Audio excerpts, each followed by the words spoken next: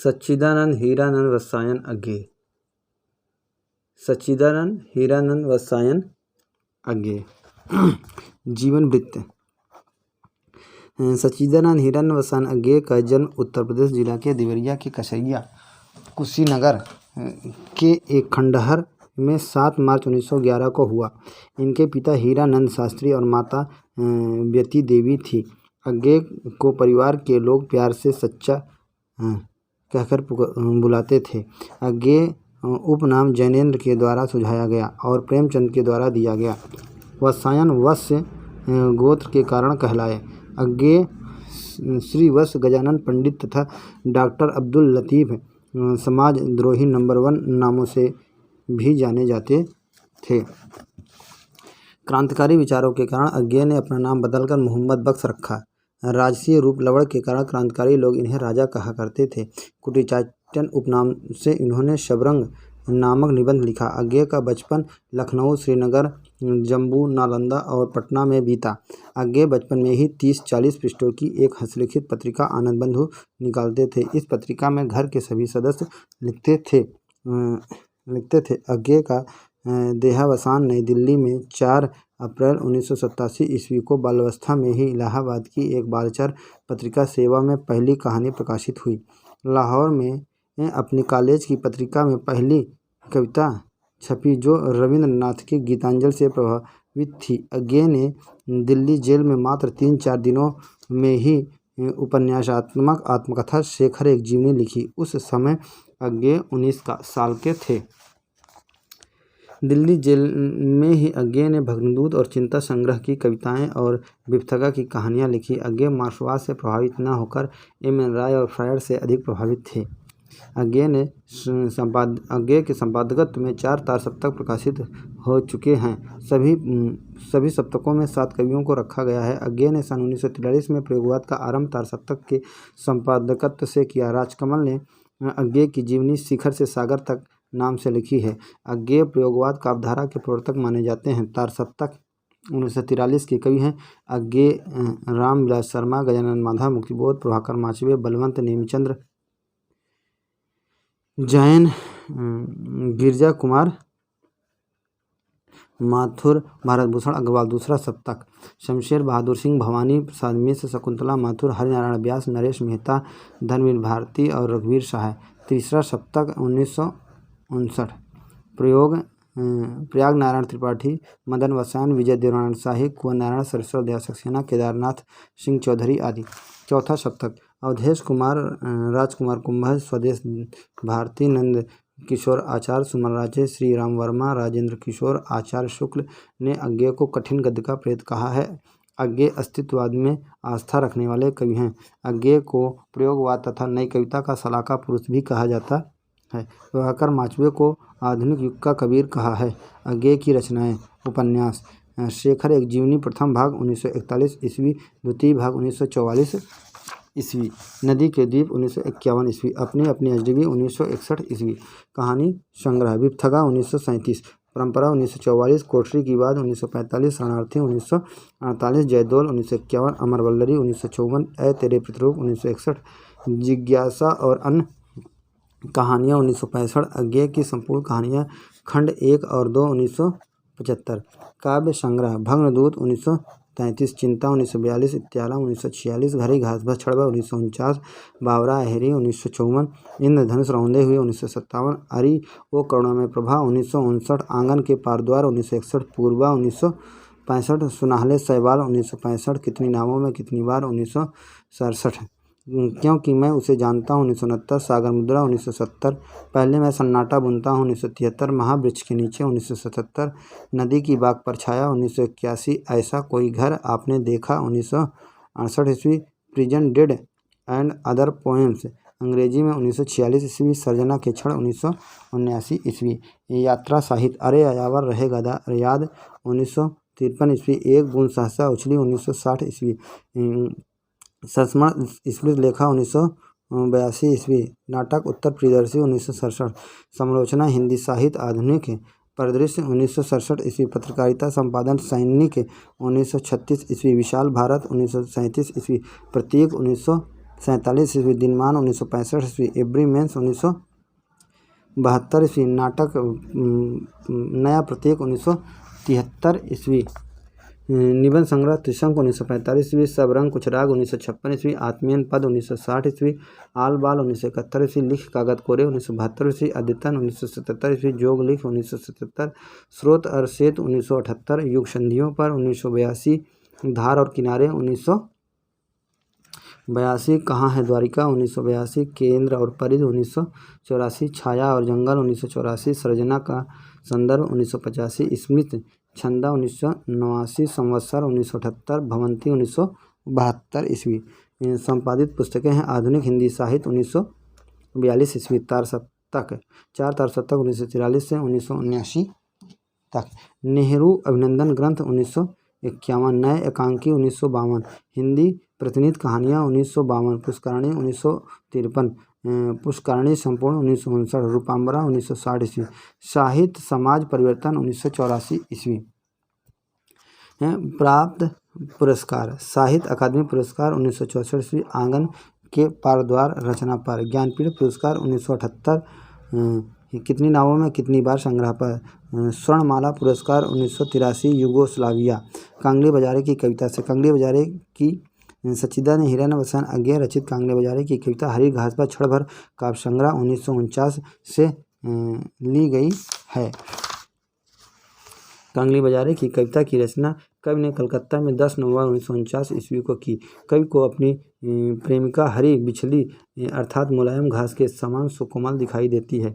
कवि अपनी प्रेमिका की लालिमा युक्त आकाश की तारिका अथवा शरद के भोर की कुहासा निहार से नहाई हुई कुमुदनी कमल या चंपे की टटकी लटकती हुई काली नहीं कहता।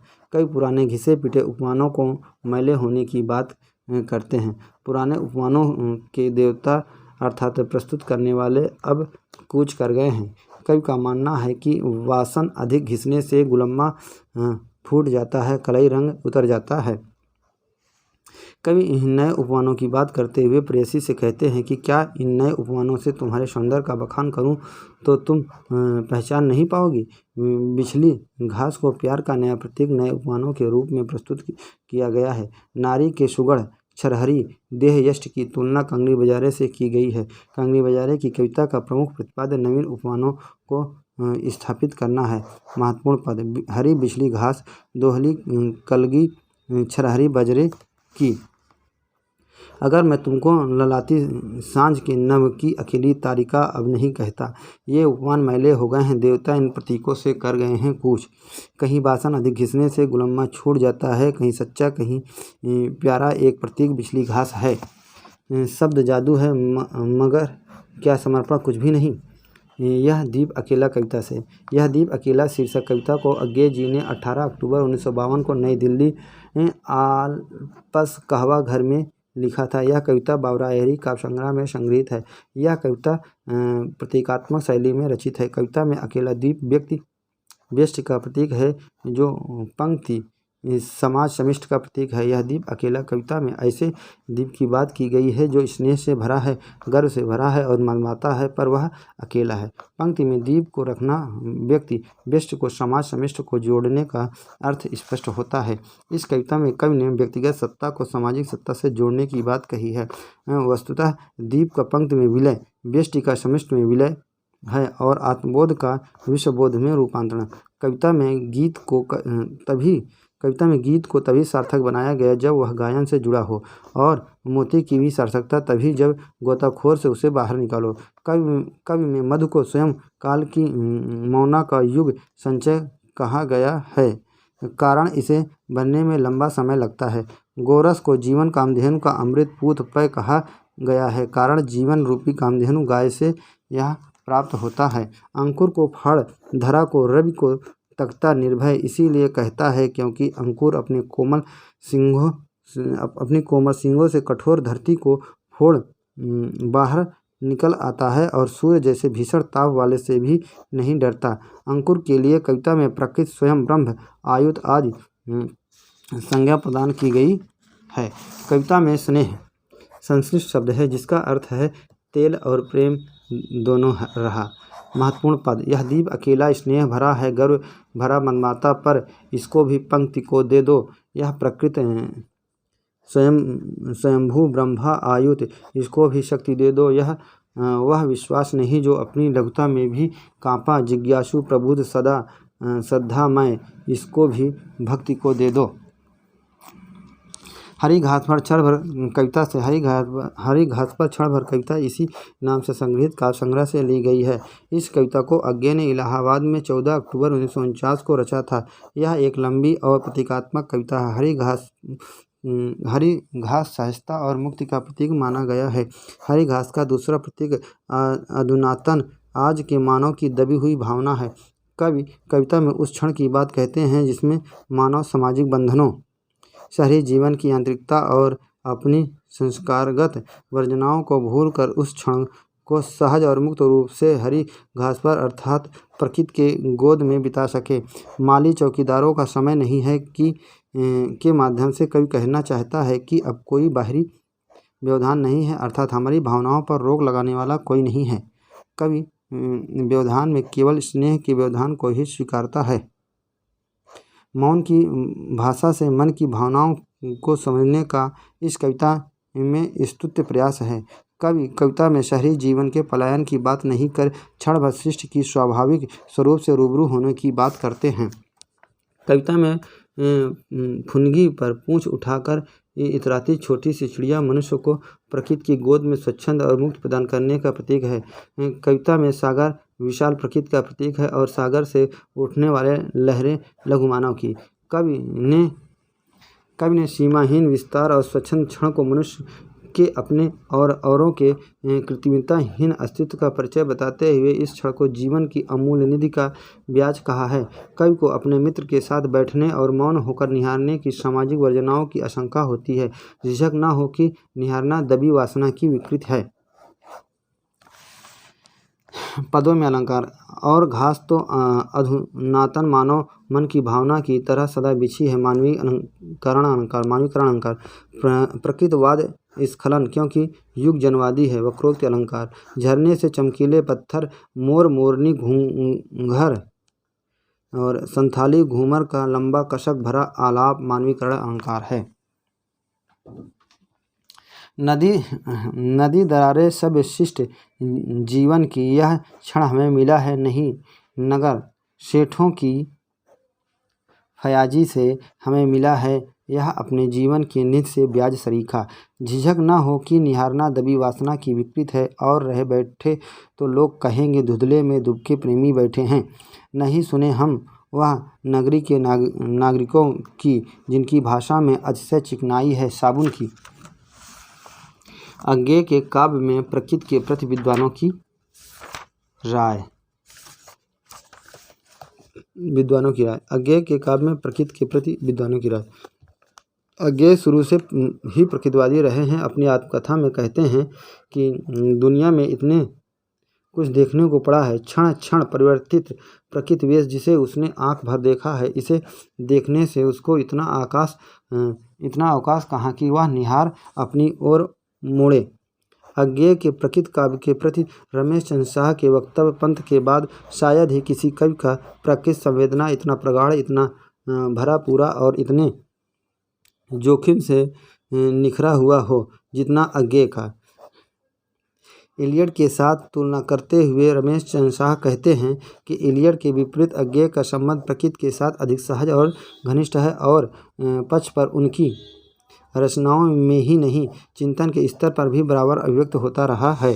पंडित विद्यानिवास मिश्र ने कहा है कि भाई अज्ञेय के लिए प्रकृति का ना तो शौक थी न पलायन। वे फूलों को सजाने की वस्तु नहीं मानते, वे उन्हें रहना चाहते थे और उनकी जीवन यात्रा में कटुम्बी की तरह रचना बसना चाहते थे। नंद दुलारे वाजपेयी ने कहा है कि अज्ञेय की नई 2-3 बातें हमारा ध्यान विशेष रूप से आकर्षित करती हैं। एक है इस काव्य सृष्टि में प्रकृति की गतियों, रूपों और मुद्राओं का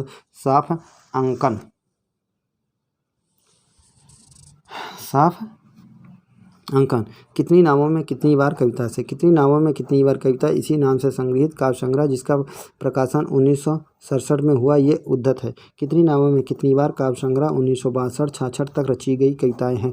इस संग्रह में कुल 44 कविताएं हैं। इस संग्रह पर कवि अज्ञेय को 1967 ईस्वी में भारतीय ज्ञानपीठ पुरस्कार भी मिला है। कितनी नावों में कितनी बार कविता को अज्ञेय ने यूगोस्लाविया के ल्यूब्लियाना में 30 मई 1966 को लिखा। अज्ञेय यायावरी प्रवृत्ति के थे जो इस कविता में भी परिलक्षित होती है।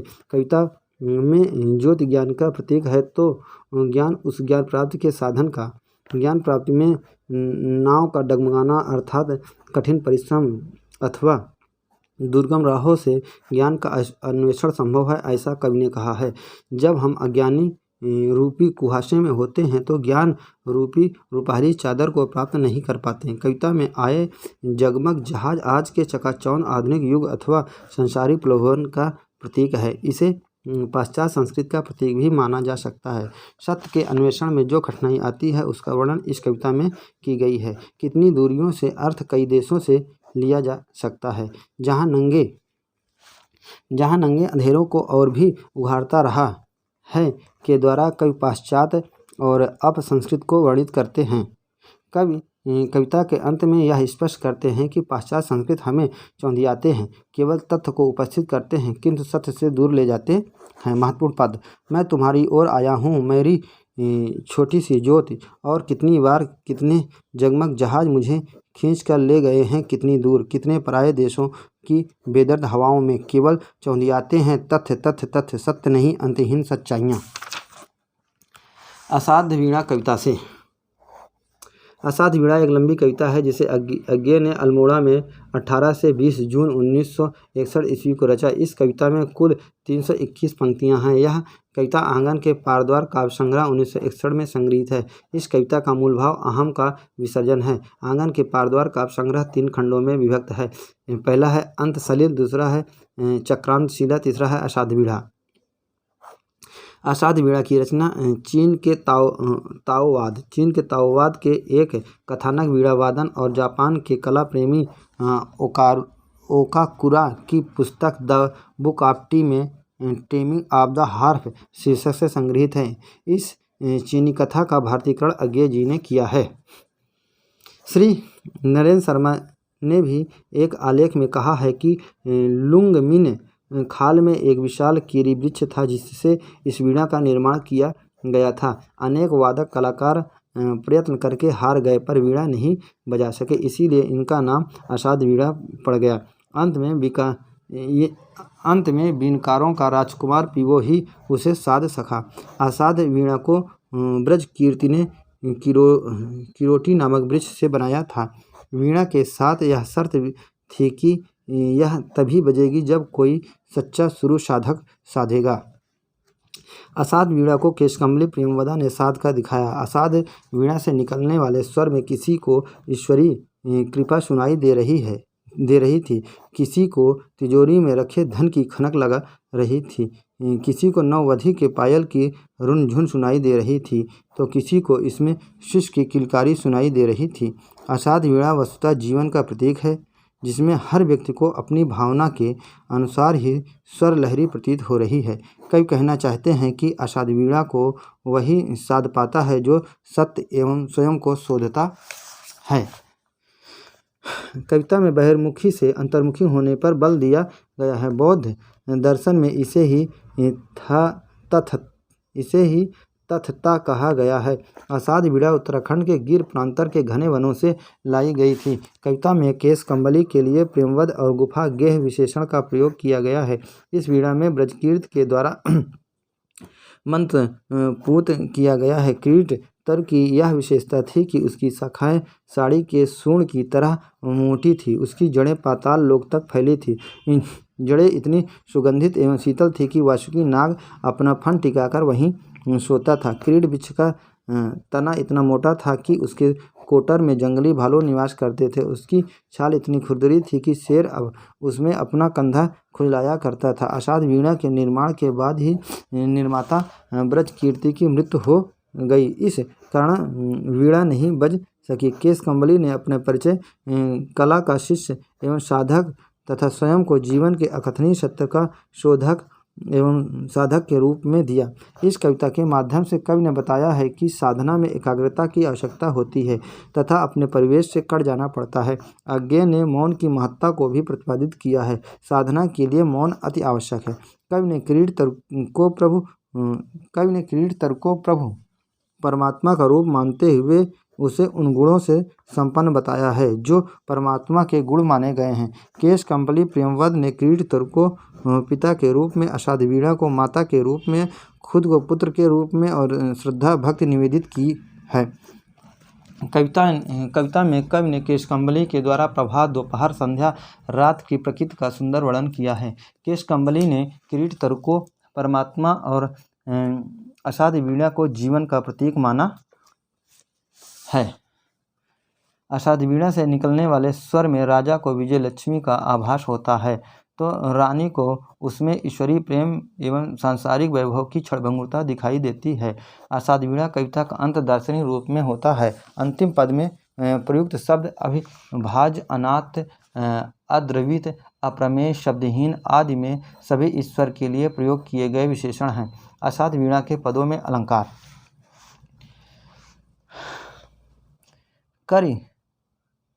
करसुंडों की उपमा, जिसके कंधों पर बादल सोते थे और कान में जिसके हिमगिर कहते थे। अपना रहस्य, असंयुक्त एवं मानवीकरण अलंकार, जो विशाल तरु शत सहस पल्लवन पतझरों में जिनका नित्य रूप संवारा मानवीकरण अलंकार। वो तरुतात संभाल मुझे रूपक अलंकार। हाथियों का मानो चिघाड़ रहा हो यूथ उत्प्रेक्षा अलंकार। मानो नभ में तरह नयन ठिठकी उत्प्रेक्षा अलंकार। अलग अंगराई लेकर मानो जाग उठी थी वीणा उत्प्रेक्षा अलंकार। संगीतकार की आंखों में ठंडी पिछली ज्वाला सी उपमा अलंकार है। रोमांच एक बिजली सा सबके तन में दौड़ गया उपमा अलंकार। मानो हो फूल शीर्ष का उत्प्रेक्षा अलंकार। सभी पुराने लुगदे से झर गए उपमा अलंकार। झरते झरते मानो हर श्रृंगार का फूल बन गई उत्प्रेक्षा अलंकार। जमे पाले से तनी कटारी सी सूखी घासों की टूटन उपमा अलंकार। अषाढ़ वीणा के महत्वपूर्ण पद्यांश। आ गए प्रियंवदा केशकम्बली गुफा गेह, कृत कृत हुआ मैं तात पधारे आप, साध आज मेरे जीवन की पूरी होगी। हट साधना यही थी उस साधक की, वीणा पूरी हुई साथ साधना साथ ही जीवन लीला। तेरी लय पर मेरी सांसें भरे पूरे रीते विश्रांति पाए। रे तिले कगार का गिरना छप छड़ाप, निशंक सवत्सा युवती माताओं के आशीर्वाद उस संध निमिष की पुलकन लीयमान। मुझे स्मरण है और चित्र प्रत्येक स्तब्ध विजड़ित करता है मुझको। तू गा तू सन्निधि पा, तू खो तू आ तू गा। सब अंधकार के कण हैं ये आलोक एक प्यार अनन्य उसी की। वह कृपा वाक सा पशुओं का उसको यत्ता सबकी अलग अलग जागी संघी हुई पा गई विलय। गोदी में सोए शिशु को पालने डालकर मुग्धा माँ हट जाए दीठ से दुलराती। श्रेय नहीं कुछ मेरा, मैं तो डूब गया था स्वयं शून्य में। वह तो सब कुछ की तथता थी महाशून्य वह महामौन। प्रिय पाठक यूँ मेरी वीणा भी मौन हुई। भवानी प्रसाद मिश्र जीवन वृत्त। भवानी प्रसाद मिश्र का जन्म 29 मार्च 1913 ईस्वी को गांव गिटरिया, तहसील वनी मलवा, जिला होशंगाबाद, मध्य प्रदेश में हुआ था। इनके पिता पंडित सीताराम मिश्र थे जो शिक्षा विभाग में विजिटिंग इंस्पेक्टर थे। माता का नाम श्रीमती गौतमी देवी तथा पत्नी श्रीमती सरला देवी थी। भवानी प्रसाद मिश्र की 6 संतानें हैं, 3 पुत्र और 3 पुत्रियां। पुत्रों में अमिताभ मिश्र, अनुकूल मिश्र और अनुपम मिश्र तथा पुत्रियों में नमिता मिश्र तथा नीता मिश्र हैं। साहित्य संसार में भवानी प्रसाद मिश्र भवानी भाई और मन्ना के नाम से प्रसिद्ध हैं। भवानी प्रसाद हाई स्कूल की शिक्षा होशंगाबाद और नरसिंहपुर से स्नातक की शिक्षा जबलपुर रॉबर्टसन कॉलेज हिंदी, अंग्रेजी और संस्कृत विषय से की। संस्कृत विषय से। भवानी प्रसाद मिश्र की मृत्यु 20 फरवरी 1985 ईस्वी को हुई। भवानी प्रसाद मिश्र जी ने लेखन की शुरुआत सन 1930 ईस्वी से की। बचपन में ही इनकी कई कविताएं कोलकाता से प्रकाशित हिंदू पुंज में छप चुकी थी। इनका पहला काव्य संग्रह गीतफरोश 1953 ईस्वी में प्रकाशित हुआ, जो काफ़ी चर्चित रहा। भवानी प्रसाद मिश्र की रचनाएं: काव्य संग्रह गीतफरोश 1956, चकित है दुख 1968, अंधेरी कविताएं 1968, गांधी पंचसती 1969, बुनी हुई रस्सी 1971, खुशबू के शिलालेख 1973, व्यक्तिगत 1974, अनाम तुम आते हो 1976, परिवर्तन जिए 1976, इंद नमम 1977, तुकों के खेल, बालकाव्य 1977, कालजयी खंडकाव्य 1978, त्रिकाल संध्या 1978, शरीर कविता, फासले और फूल 1980, मानसरोवर दिन 1980, संप्रत 1982, नीली रेखा तक 1984, तूस की आग 1985, मरणोपरांत ये कोहरे मेरे हैं 1992, प्रेम कविताओं का संस्मरण जिन्होंने मुझे रचा 1981, निबंध कुछ नीति कुछ राजनीति 1983,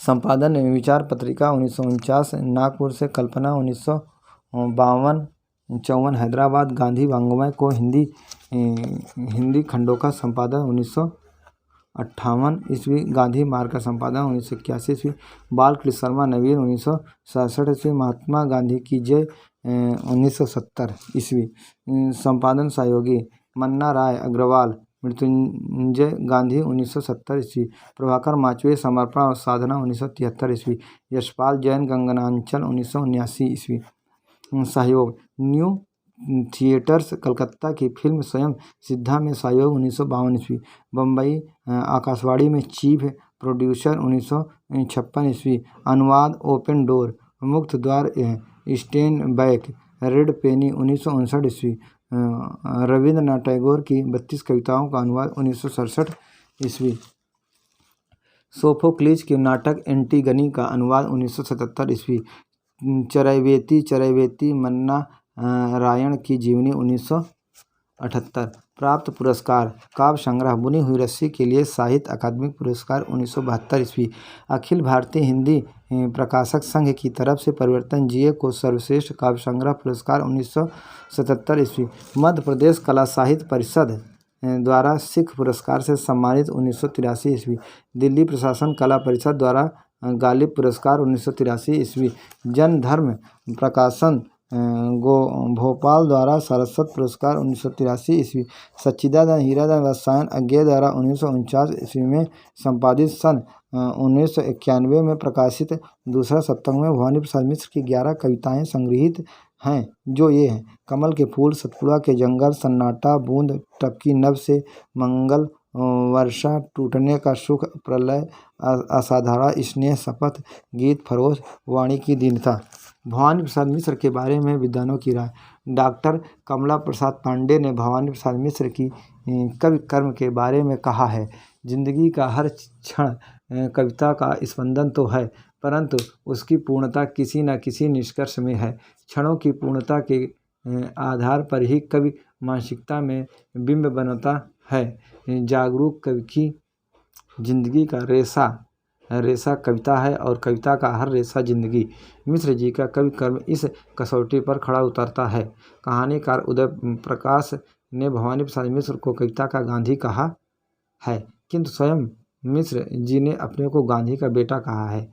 भवानी प्रसाद मिश्र को सहजता का कवि कहा जाता है। डॉक्टर संतोष कुमार तिवारी मिश्र जी के प्रकृति वर्णन पर कहते हैं कि प्रकृति हर जगह कवि के साथ है, चाहे खुला मैदान हो या रेवा का किनारा, अथवा अस्वस्थ हालत में बिस्तर पर पड़े हुए आती जाती किरणों का निहारना।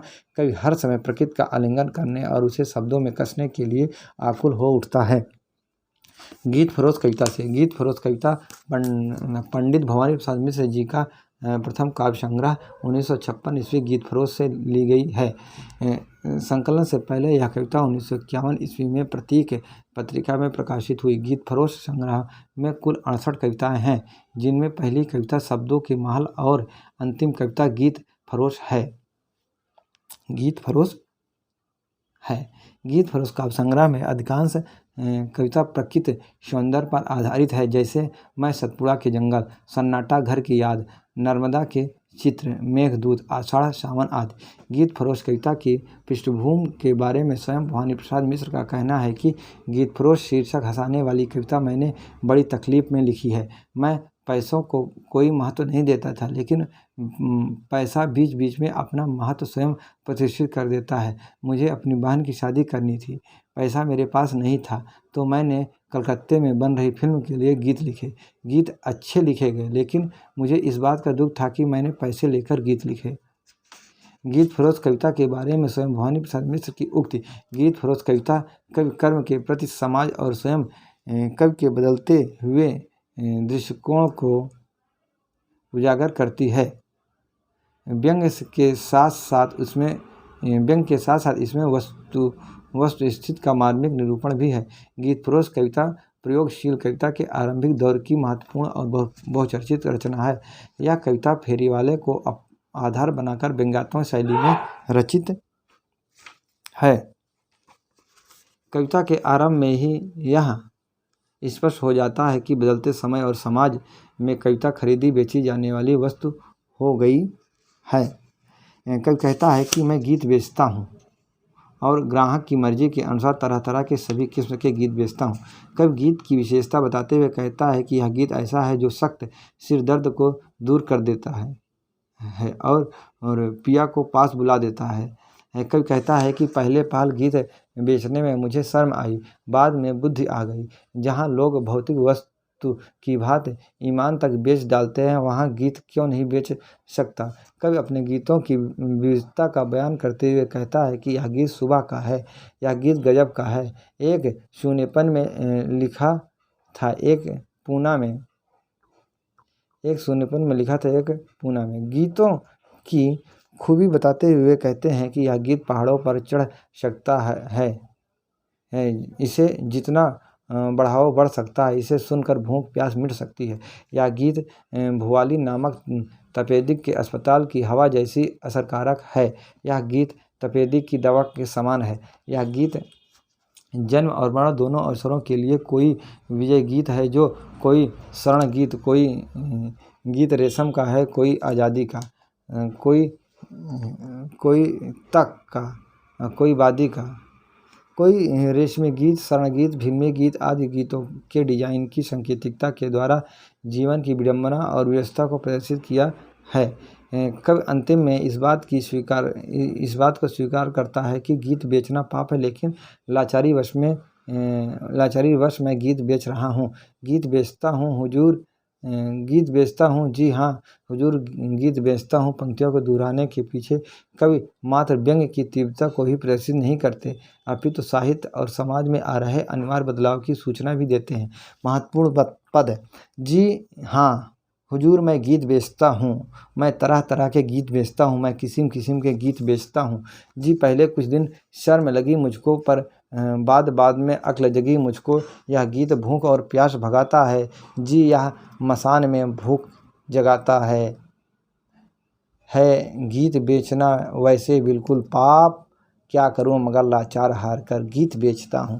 सतपुड़ा के जंगल कविता से। भवानी प्रसाद मिश्र की कविता सतपुड़ा के जंगल गीत फरोश काव्य संग्रह 1956 में संग्रहित है। कवि ने इस कविता की रचना 1939 में बैतूल शहर के सटे सोना घाटी पहाड़ पर बैठकर की थी। इस कविता को अज्ञेय द्वारा संपादित दूसरे सप्तक में भी रखा गया है। इस कविता में प्रकृति के सूक्ष्म सौंदर्य का सजीव वर्णन है।